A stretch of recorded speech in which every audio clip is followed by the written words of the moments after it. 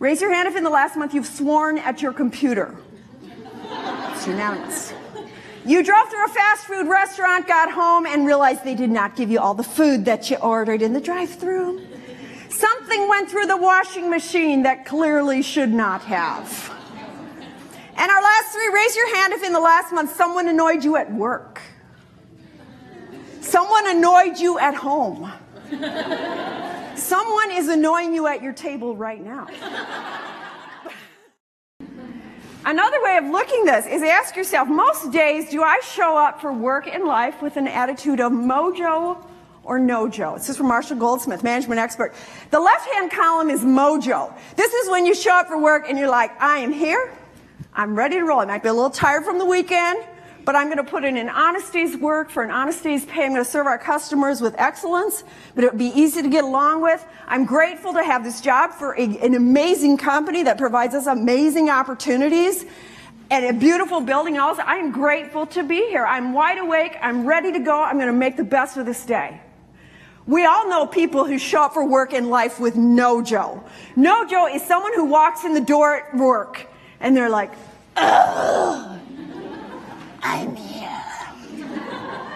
Just give me the minimum to get by. And they recognize when you're grumpy. Raise your hand if you know when you're getting grumpy. Raise your hand if you know when people around you are getting grumpy.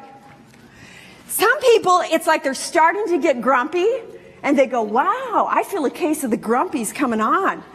You all are going to pay. Right? I encourage you instead, emotionally intelligent people, rather than saying, I'm feeling grumpy, you're all going to pay, I'm going to make your life miserable. Instead say, what is it that I need that I'm not getting right now? What is it that do I need a really good night's sleep tonight? Do I need a break away from my children for a little bit? I've got a little too many diapers to change. I could use a little break in the evening. What do I need? We were on vacation at Lake of the Ozarks of Missouri about 4 years ago. We stayed on a condo, which we did for several years in a row, with right on the lake, beautiful, for a week. My husband and at that time 3 teenage sons.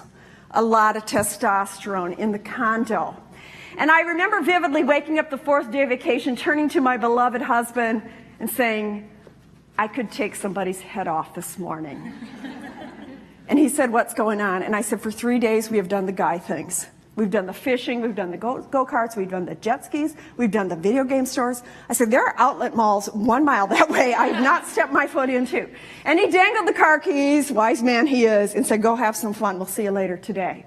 Now, 20 years ago, I'm not kidding, I would have said, that is so selfish. How dare you insist in the middle of family vacation to get time to yourself?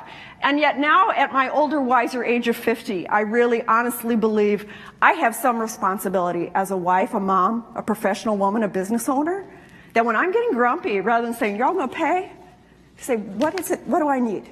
What do I need? And that includes